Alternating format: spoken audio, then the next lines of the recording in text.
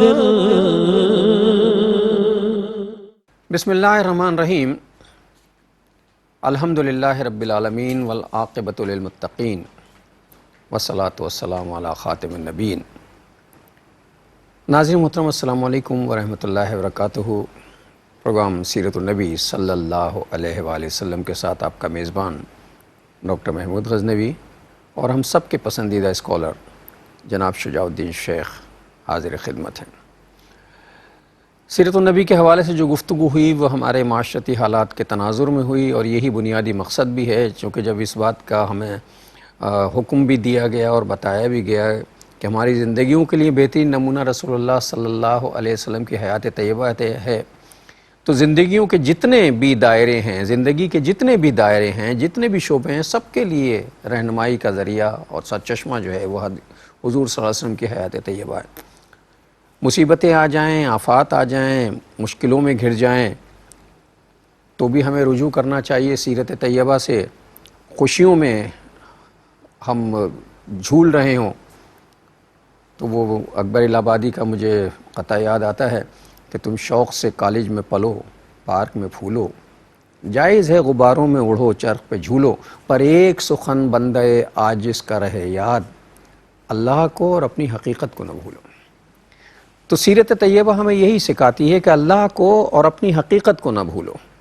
اس حوالے سے پچھلے پروگرام میں جو بات ہوئی تو حالات حاضرہ کے تناظر میں، چونکہ ملک بھر میں بارشوں کا سلسلہ اور اس کے بعد سیلاب جیسے مسائل جو ہے پیدا ہوئے، اور بات یہ وہاں سے شروع ہوئی تھی کہ کچھ لوگ کہتے ہیں یہ عذاب ہے اللہ کا، کچھ بڑے لوگ کہتے ہیں کہ یہ اللہ کا عذاب ہے جن کے گھر محفوظ ہیں، اور کچھ لوگ یہ کہتے ہیں کہ نہیں یہ اللہ کی طرف سے آزمائش ہے. تو اس پہ بھی بحث ہوئی تھی کہ صاحب آزمائش کیا ہے اور عذاب کیا ہے، یہ کیسے طے ہوگا.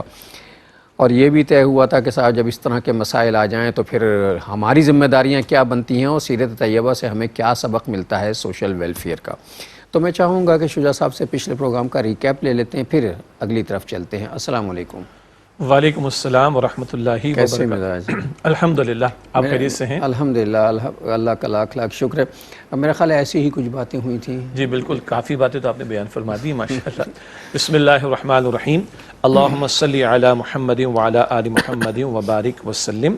رب اشرح لی صدری ویسر لی امری واحلل عقدۃ من لسانی یفقہوا قولی واجعل لی وزیرا من اہلی آمین یا رب العالمین. گزشتہ پروگرام میں جیسے کہ آپ نے بیان فرمایا کہ ہم کلام کر رہے تھے ملکی صورتحال کے حوالے سے، یہ شدید بارشوں کا معاملہ، سیلاب کا معاملہ، اور مستقل ایک بڑے پیمانے پر لوگوں کا بے گھر ہو جانا غیر معمولی اعتبار سے. ابھی کچھ علاقوں میں جانے کا اتفاق بھی ہوا اور لوگوں سے معلومات بھی ہوئیں، تو ہم نے یہ سوال کیا کہ بارشیں تو ہر سال ہوتی ہیں، یا یوں کہی کہ ریلا بھی آپ کے علاقے میں آ جاتا ہے لیکن پھر پانی اتر جاتا ہے. ابھی کہا جا رہا ہے کئی ہفتے لگیں گے پانی اترنے میں. تو میرے سوال بھی کیا وہاں کے ساتھیوں سے کہ یہ ریلا تو ہر سال آتا ہے.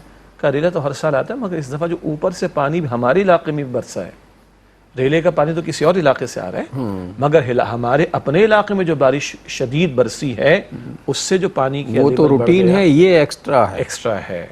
کہنے کا مطلب ہے کہ بڑا ایکسٹرا آرڈنری قسم کا، غیر معمولی قسم کا معاملہ اس وقت ملک کے کئی علاقوں پر ایک آزمائش کہیں. اچھا، ہم یہ کہہ کے ٹال دیتے ہیں یہ موسمیاتی تبدیلیاں ہیں، تو موسمیاتی تبدیلیاں بھی تو کسی کے حکم سے ہو رہی ہیں. جی ہمارا ایمان ہے نا، ہمارا ایمان ہے کہ موسمیاتی تبدیلی ہو، میرے وجود کے اعضاء کا حرکت کرنا ہو، بے شک ہوا کا چلنا ہو، بارش کا برسنا ہو، سیلاب کے پانی کی رفتار میں اضافہ ہو وغیرہ، یہ اللہ کے اذن کے بغیر نہیں ہو سکتا. اسباب اللہ نے رکھے ہیں دنیا میں، مگر اللہ تعالیٰ مسبب الاسباب ہے.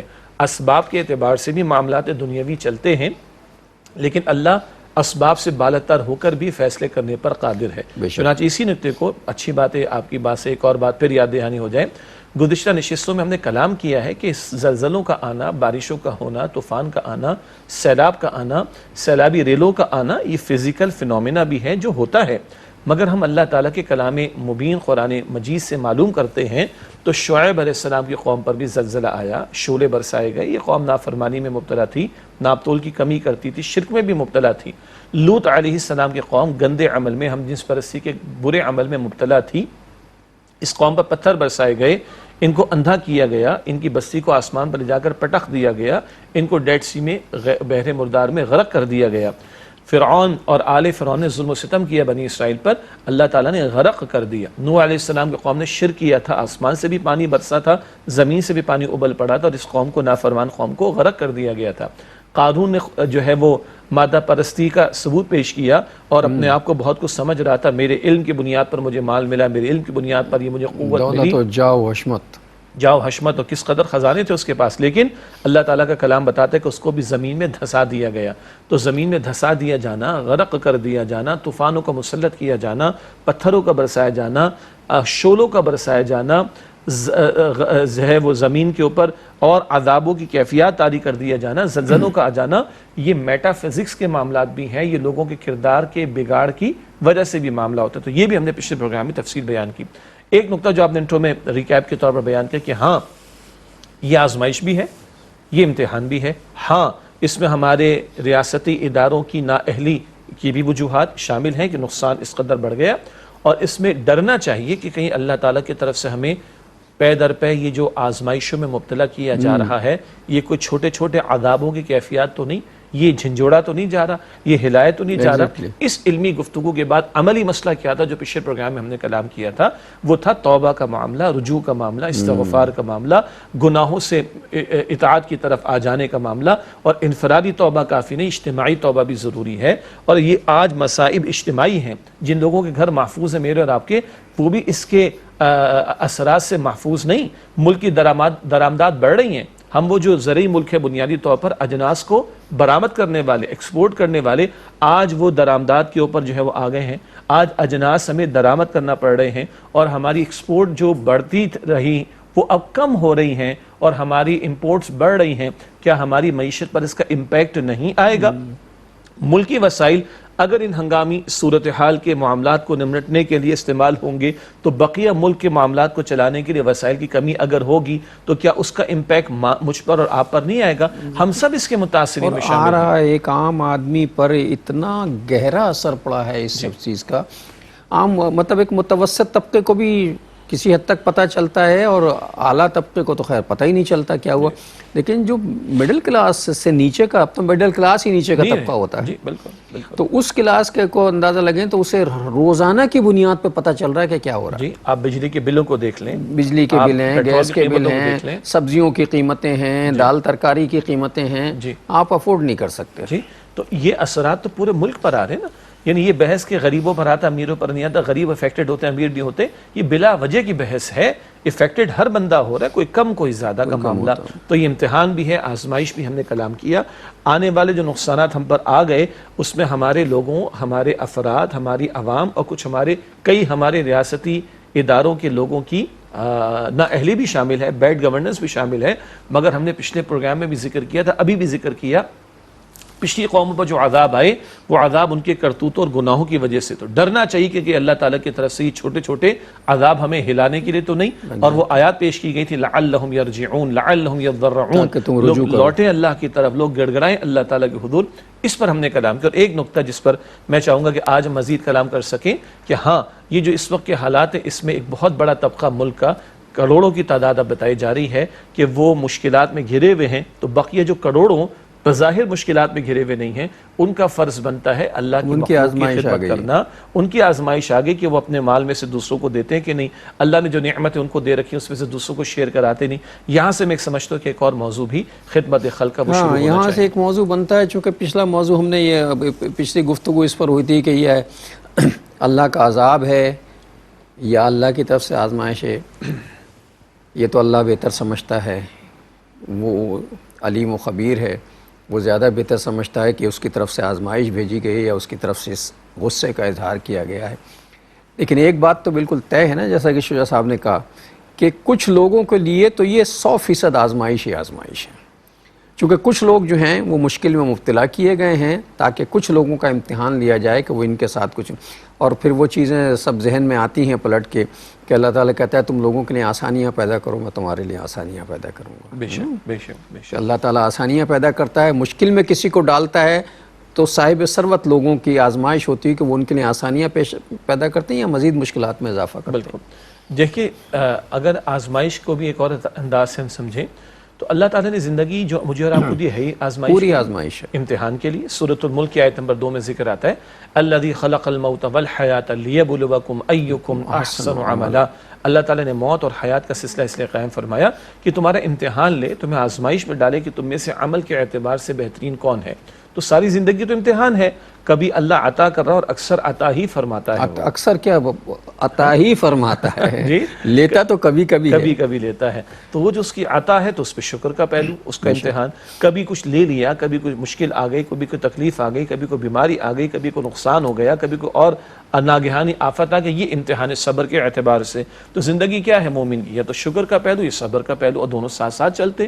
اور مومنانہ طرز عمل حضور علیہ السلام نے بیان فرمایا بخاری شریف کی حدیث میں، مومن کا معاملہ بڑا عجیب، بڑا عمدہ، بڑا خوبصورت ہے. کیا عجیب معاملہ اس کا؟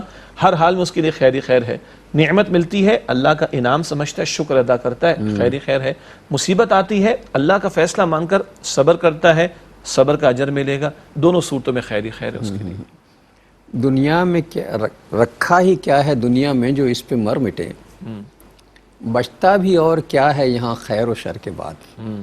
تو یا تو خیر ہے یا شر ہے، اور یہی آزمائش ہے اور اسی کا ہمیں جواب دینا ہے. خیر کا جواب دینا ہے، شر کا جواب دینا ہے. دنیا میں خیر اور شر کے سوا تو کچھ ہے ہی نہیں. تو اب اس دنیا پہ مر مٹنے کا فائدہ بھی کوئی نہیں نظر آتا بظاہر، لیکن انسانی فطرت ہے کہ وہ اس پہ مر مٹا ہے اور سب کچھ چھوڑ بیٹھا ہے. تو یہی حال ہمارا بھی ہے کہ جن حالات میں مطلب آج کل جو حالات جس طرح کے گزر رہے ہیں، اس میں بھی کچھ لوگوں کو حل میں مزید کی پڑی ہے کہ میرے پاس زیادہ، میرے پاس زیادہ. کچھ لوگوں کے پاس کھانے کو روٹی بھی نہیں ہے، اور کچھ لوگ جو ہیں وہ راشنوں کا ذخیرہ کر رہے ہیں. تو یہ وہ لمحے ہیں کہ جب اللہ تعالیٰ اس بات کو آزما رہا ہے. یہ عذاب ہمیشہ اور یہ آزمائشیں ہر قوم پر آتی رہی ہیں، ہم پہ بھی آئی ہیں، لیکن اصل اس کا سبب وہی ہے کہ اللہ تعالیٰ یہ دیکھنا چاہتے ہیں کہ بندہ ہماری طرف رجوع کرتا ہے یا نہیں کرتا ہے. بے شک. اور دیکھیے پھر دوبارہ عرض کر دیں کہ زندگی ہی پوری کی پوری امتحان ہے. بلکہ آپ نے شر و خیر کی بات کی تو یاد آیا کہ ہم ایمان مجمل بھی پڑھتے ہیں جس میں توحید کا ذکر ہے، اللہ پر ایمان. ایمان مفصل بھی پڑھتے ہیں، اس میں کئی ایمانیات کا ذکر ہے. اس میں یہ بھی بالقدر خیرہ وشرہ من اللہ تعالی. شر اور خیر جو بھی مقدر میں ہوا وہ ہے کس کے اذن سے؟ اللہ کے. ہمارا ایمان ہے جو بیت رہا ہے وہ اللہ کے اذن سے ہے ہمارے لیے امتحان کا معاملہ ہے، ہمارے لیے آزمائش کا معاملہ. کبھی شکر کے پہلو کا امتحان، کبھی صبر کے پہلو کا امتحان. یہ ہے مستقل امتحان کا معاملہ. تو آپ نے فرمایا کہ جس کے ساتھ ابھی ذرا قسم پرسی یا مشکل کے معاملات ہیں تو اس کا بھی امتحان ہے، وہ امتحان میں، اور جس کی تجوری بھر رہی ہے اس کا زیادہ امتحان ہے، اس کا زیادہ امتحان ہے. ایک وقفہ لے لیں ناظرین محترم. السلام علیکم ورحمۃ اللہ وبرکاتہ. ویلکم بیک ناظرین. وقفے کے بعد پروگرام سیرت النبی صلی اللہ علیہ وآلہ وسلم میں آپ کا خیر مقدم ہے. کسی کو قسم پرسی کی کیفیت میں ہے، کوئی جو ہے وہ عیش و عشرت کی زندگی میں ہے، کسی کو اللہ نے مال و متاع دیا ہوا ہے، سب اسی کی عطا ہے. وہ جس کو چاہتا ہے بے حساب دیتا ہے اور جس سے چاہتا ہے چھین دے. وہ جس کو چاہے عزت دے اور جسے چاہے ذلت دے. وَتُعِزُّ مَن تَشَاءُ وَتُذِلُّ مَن تَشَاءُ بِيَدِكَ الْخَيْرُ. تو عزتیں بھی اس کی طرف سے ہیں، ذلتیں بھی اس کی طرف سے ہیں، اسی طرح عیش و عشرت بھی اس کی طرف سے ہے اور آزمائشیں بھی اسی کی طرف سے ہیں. جنہیں دیا ہے ان کے لیے شکر واجب ہے، اور جن سے لیا ہے یا جنہیں آزمائش میں ڈالا ان کے لیے صبر واجب ہے. ہمیں تو یہی سکھایا گیا. بالکل. اور دونوں صورتوں میں اجر ہی اجر ہی اجر ہے. اصل نقطہ. اچھا مسلمان تو کسی طرح نقصان میں ہے ہی نہیں نا. نتھنگ ٹو لوز والی بات ہے، کچھ کا نقصان ہے دونوں طرف سے، چد بھی اپنی پٹ بھی اپنی. جی. اب آئیے تھوڑا صبر والا پہلو، کیونکہ اس وقت اس آزمائش سے جو گزر رہا ہے. اچھا یہ کہنا بڑا آسان ہے کہ صبر کرو، جی، لیکن جس پر گزر رہی ہوتی ہے صبر کی اہمیت کو صرف وہی سمجھ سکتا ہے کہ صبر کیسے کیا جاتا ہے. اس تسلی کا سامان بھی ہونا چاہیے. مثلا اللہ کے نبی صلی اللہ علیہ وسلم ارشاد فرماتے ہیں ایک شخص بیماری کی کیفیت میں ہے اور اس کا علاج معالجہ ہوتا ہے، اور ایک تکلیف تو ہے، مصیبت بھی ہے، اس کے لیے آزمائش بھی ہے، اور ایک بڑی سخت کیفیت بھی ہے. لیکن حدیث سے مبارک میں آتا ہے کہ ایک بندے کو قیامت کے دن خوب اجر عطا ہوگا. تو بندہ کہے گا یا اللہ یہ کس بات کا اجر ہے؟ اللہ تعالیٰ فرمائے گا تو نے فلاں فلاں بیماری آئی تھی، اس میں تیرا علاج معالجہ ہوا تھا اور تو نے اس پر صبر کیا تھا، یہ اس کا اجر ہے. تو بندہ اس وقت تمنا کرے گا کاش ساری زندگی بیمار کاش اتنا بیمار ہوتا کہ جسم کے ایک ایک حصے پر قینچیاں چلتی اور میں گزرتا اور صبر کرتا تو آج میرا اجر اور زیادہ بڑھ جاتا۔ یہ ایک کیفیت ہے کہ جہاں بندے کو ایک خواہش رہے گی وہاں پر، یا ایک وہ کہے گا کہ کاش اور بیمار ہوتا اور مجھ پر قینچیاں میرے جسم کے کسی پر چلتی اور میں صبر کرتا اور مجھے اجر ملتا۔ اسی طرح ایک حدیث مبارک جو ہم نے کئی مرتبہ ڈسکس کی ہے کہ بندہ دعائیں کرتا ہے اور ہارڈ ٹائمز میں تو زیادہ کرتا ہے، مشکلات میں تو زیادہ کرتا ہے، تو کئی مرتبہ دعائیں قبول نہیں ہوتی۔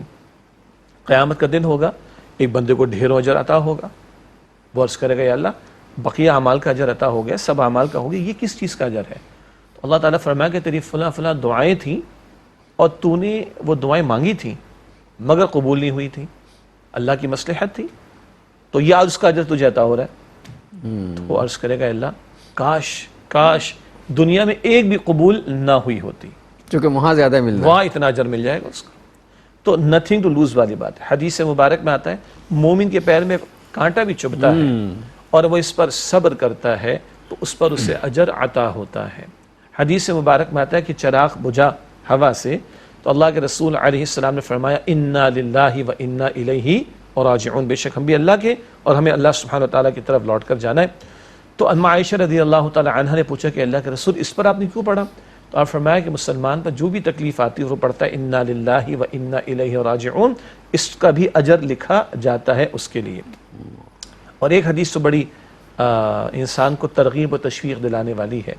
حدیث مبارک میں ذکر آیا کہ بندہ اس کے اعمال ہوتے ہیں لیکن اللہ تعالیٰ اس کو کوئی بلند درجہ عطا فرمانا چاہتا ہے، مگر اعمال ایسے نہیں کہ وہ ان اعمال کے ذریعے وہ بلند درجہ حاصل کر لے، مطلب میرٹ پہ نہیں آ رہا، میرٹ پہ نہیں آ رہا، میرٹ پہ نہیں آ رہا، اس کے ACR خراب ہے۔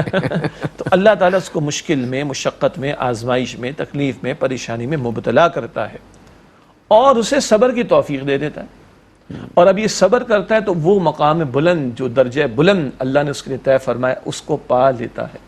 یہ بات بھی ہم نے پچھلے پروگرامز میں کہی کہ ایک شخص ناگہانی کیفیت میں انتقال کر جائے، حدیث سے مبارک ہے کوئی شخص ڈوب کر مر جاتا ہے، جل کر مر جاتا ہے، کسی وبائی مرض میں مبتلا ہو جاتا ہے، مر جاتا ہے، کوئی خاتون حاملہ ہے انتقال کر جاتی ہے، بچے کو جنم دینے کے دوران میں انتقال کر جاتی، یہ جو ناگہانی ایکسیڈنٹ کا معاملہ ہو سکتا ہے، طوفان کا معاملہ ہو سکتا ہے، زلزلوں کا معاملہ ہو سکتا ہے، ان ناگہانی آفات یا کیفیات میں انتقال کر جانے والا وہ ایک درجے کا شہادت کا رتبہ پا لیتا ہے۔ وہ اگر سخت حالات سے کسی کو اللہ تعالیٰ نے گزارا تو یہ سخت حالات میں اس کی موت کا واقع ہو جانا اس کے لیے درجات کی بلندی اور اللہ کے ہاں خیر کے حصول کا باعث بن جاتا ہے۔ یہ بہت ساری احادیث اور بھی ہیں، بلکہ ایک اور سنیے، عجیب معاملہ، موٹیویشن ہے، ناظرین تو ترغیب ہے، یہ ترغیب ہے۔ ایک شخص کے بیٹے کا انتقال ہو گیا تو اللہ تعالیٰ نے فرشتے سے پوچھا کہ تم نے میرے بندے کے بچے کی روح قبض کر لی، اسے کیا کہا؟ تو فرشتہ عرض کرتا ہے اللہ، اس نے کہا الحمدللہ رب العالمین، اس کیفیت میں اس نے اللہ کا شکر ادا کیا، بڑی بات۔ تو اللہ تعالیٰ فرماتا ہے جاؤ جنت میں ایک محل تعمیر کر دو اور اس کا نام رکھو بیت الحمد، وہ گھر جو شکر ادا کرنے، اللہ کی تعریف کرنے، شکر ادا کرنے پر اللہ سبحانہ وتعالیٰ کی طرف سے عطا ہوا۔ اب بچے کا چلا جانا کس قدر بڑی آزمائش ہے، بندہ اس وقت شکر کرنا، اس وقت شکر کرنا، وہ صبر کرنے کا مرحلہ ہے۔ ہاں یہ کمال کی بات ہے۔ دیکھ کیا لوگ ہوتے ہیں وہ، اور اللہ کیسے لوگوں کو وہ دیتا ہے کہ جہاں صبر کا مرحلہ آتا ہے وہاں وہ شکر کرتے ہیں۔ جی، اللہ صبر میں بھی شکر کیوں؟ یہ باتیں بھی ہم نے پہلے یہاں بیان کی ہیں اور اہل علم میں بیان فرمائی ہیں۔ صبر میں بھی شکر کا پہلو کیا ہے کہ مالک اتنی نوعیت کی آزمائش آئی ہے، اس سے زیادہ ہوتی تو کیا، اس سے زیادہ بڑی آزمائش ہوتی تو کیا کر لیتا، تو اس پر بھی شکر، عجیب بات ہے نا، شکر کا پہلو غالب ہی ہے۔ صبر میں بھی شکر یہ کہ اتنی درجے کی آزمائش آئی، اس درجے کی نہیں آئی تو مالک شکر۔ اللہ کہتا جاؤ جنت میں ایک محل تعمیر کر دو اور اس کا نام رکھو بیت الحمد۔ اچھا، اب میں ایک اور اینگل سے بات عرض کرنا چاہوں گا۔ ہم تو یہ ترغیب دلائیں گے، ہم یہ تشویق دلائیں گے، البتہ جو آج بے گھر ہے، جو کھلے آسمان تلے بیٹھا ہوا ہے، جس کو روٹی کے لالے پڑے ہوئے ہیں، جس کو بچے کی روٹی کے لالے پڑے ہوئے ہیں، ظاہری بات ہے یہ وعظ و نصیحت اس کو اللہ کرے، اس کا پیٹ نہیں بھرے گی، اس کا پیٹ تو نہیں بھرے گا نا، اور نہ اس کو کپڑا ملے گا، نہ اس کا گھر بنے گا اس سے۔ ٹھیک، تو اس وعظ و نصیحت کا یہ مطلب نہیں ہے کہ اگر انتظامیہ کی نااہلی ہے، بیڈ گورننس ہے، حکمرانوں کی نااہلی ہے، ہم اس کو کوئی کنڈیم نہ کریں، اس کو بھی کنڈیم کرنا، وہ کوتاہی اپنی جگہ پر. یعنی ایسا نہیں ہو سکتا کہ ایک شخص دوسرے کے بیٹے کو قتل کر دے اور ہم اس کے باپ کو کہیں کہ تو صبر کر. صبر تو کرے گا لیکن اس کا یہ مطلب نہیں کہ قاتل کو سزا نہ دی جائے. ایک کے گھر میں چوری ہو جاتی ہے تو صبر کی تلقین تو کی جائے گی، لیکن یہ مطلب نہیں کہ چور کی سزا نافذ نہ کی جائے. ایک ڈاکو نے کسی کو لوٹا ہے تو صبر کی تلقین کریں گے، بھائی چلو جان بچی مال گیا جی، لیکن اس کا یہ مطلب نہیں کہ ڈاکوں کے خلاف کارروائی نہ کی جائے. ایک بچہ ایگزام میں فیل ہو جاتا ہے تو یہ خالی صبر کرنے کا طریقہ نہیں کہ بیٹا صبر کرو نا، اگر اس نے ایگزامز کی تیاری نہیں کی تھی تو اس کی ڈانٹ ڈپٹ کا اہتمام ہوگا، اس کو کریکشن کرنا پڑے گی. یہ نہیں کہ ماں باپ کو آ کر کوئی کہے جو کہ مولوی صاحب نے صبر کرنے کی تلقین کی تھی تو میں بھی صبر کر رہا ہوں، آپ بھی صبر کیجئے کہ میں فیل ہو گیا. یہ مطلب نہیں ہے.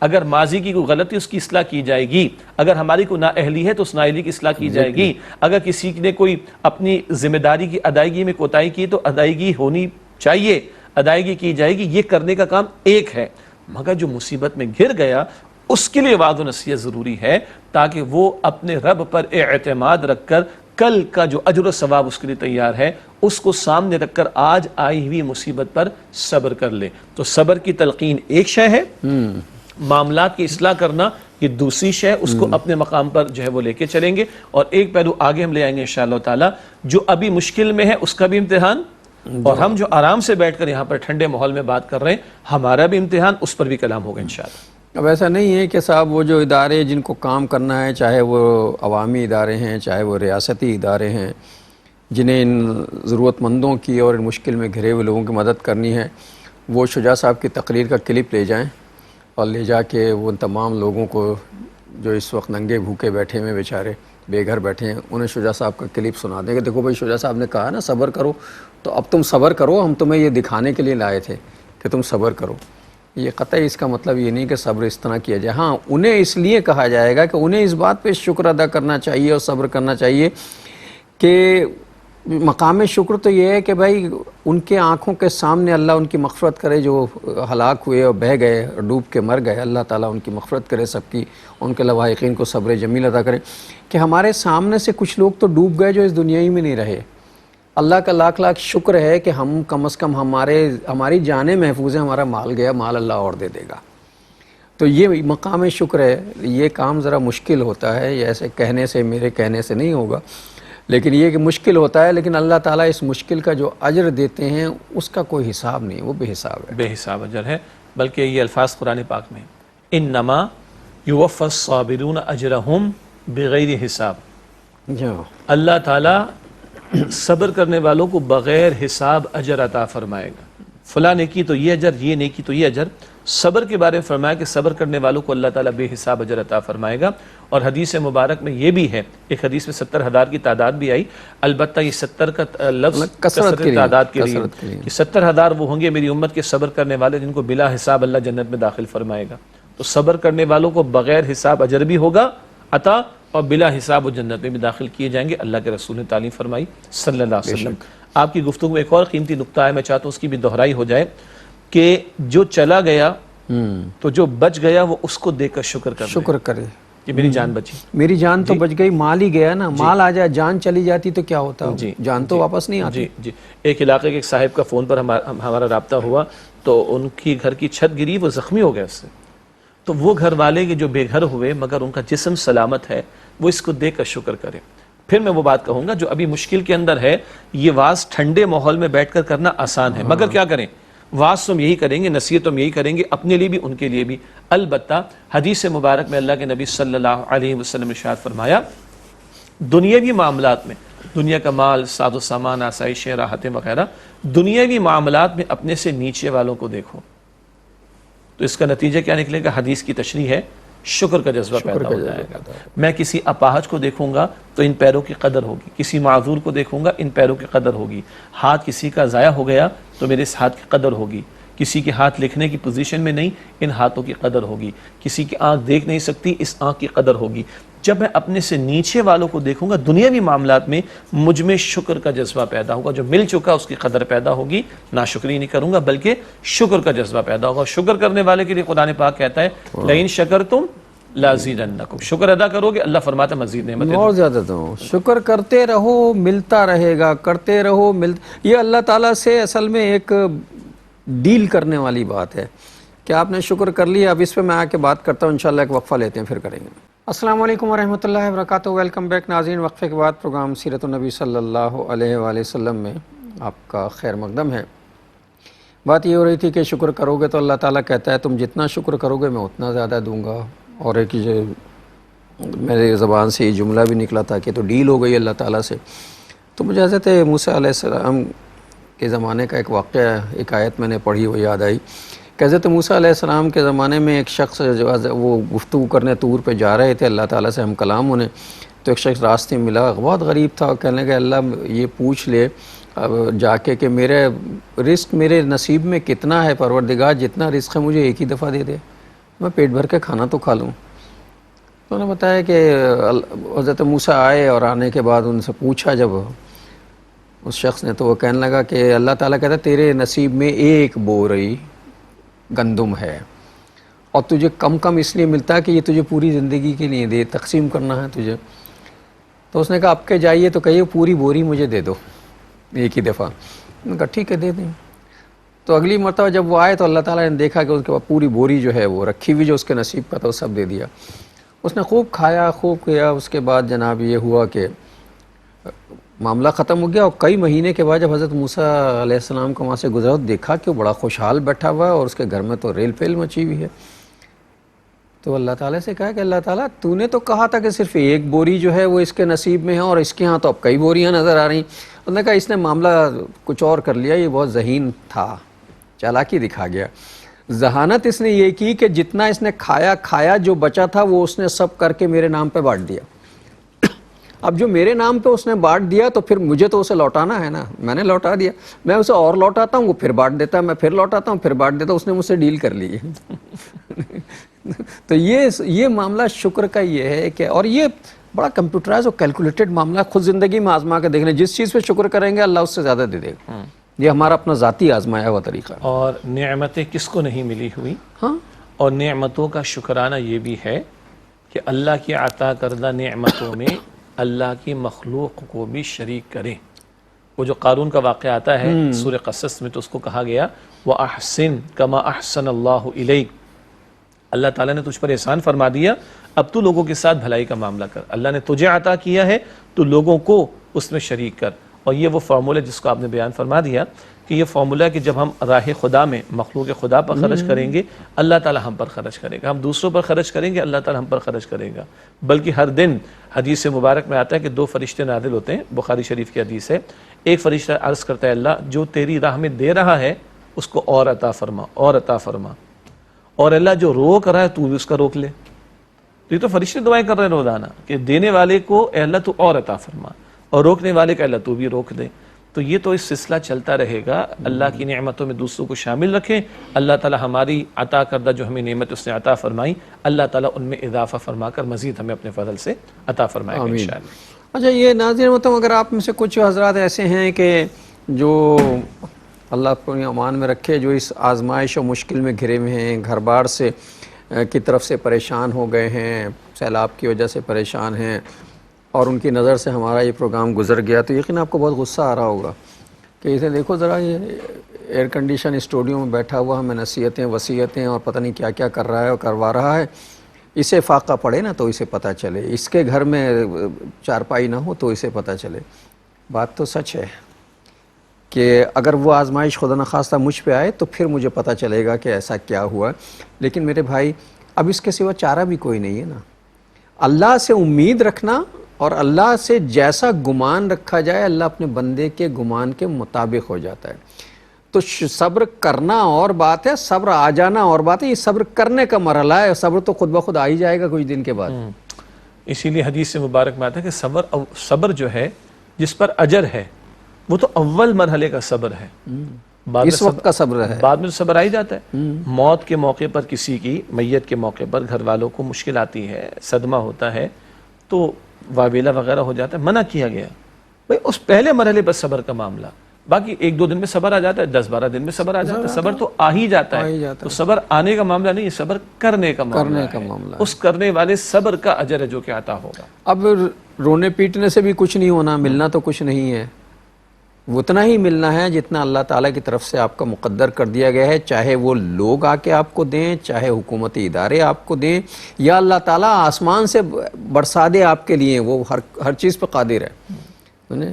آسمان سے برسانے کا فی الحال جو مفہوم یہی سمجھاتا، کوئی ہیلی کاپٹر آ جائے آپ کی مدد کرنے کے لیے اور وہ آپ کو اناج دے کے چلا جائے، یہ تو خیر ہونا ہے جو ملنا ہے، لیکن اس کے سوا کوئی آپشن بھی نہیں ہے نا کہ صبر کیا جائے، اللہ سے دعا کی جائے، اور بعض معاملات میں شکر کیا جائے کہ اللہ تیرا شکر ہے میرے پاس چارپائی تو بچ گئی ہے، وہ تو بیچارہ زمین میں بیٹھا اس کے پاس تو چارپائی نہیں تھی، تو آپ یہ کر کے دیکھیں اللہ تعالیٰ ایک دوسری چارپائی بھی بھیج دے گا کہیں نہ کہیں سے۔ جی، اور اسی کے ساتھ جہاں ان ہمارے بھائیوں بہنوں کے لیے صبر کا درس ہے، وہیں ہم سب لوگ جو ظاہری طور پر براہ راست ان ابھی معاملات میں مبتلا نہیں، ہمارے لیے فرض ہے، ہمارے لیے شکر کا ادا کرنا بھی فرض ہے، اور ہمارے لیے ان کی مدد کے لیے جو ہم کر سکتے ہیں وہ کرنا فرض ہے۔ اللہ جس لیول پر بھی ہیں، جس سطح پر بھی ہیں، جو کچھ بھی کر سکتے ہیں اپنی حیثیت کے مطابق اور استطاعت کے مطابق کرنا لازم ہے ہم پر۔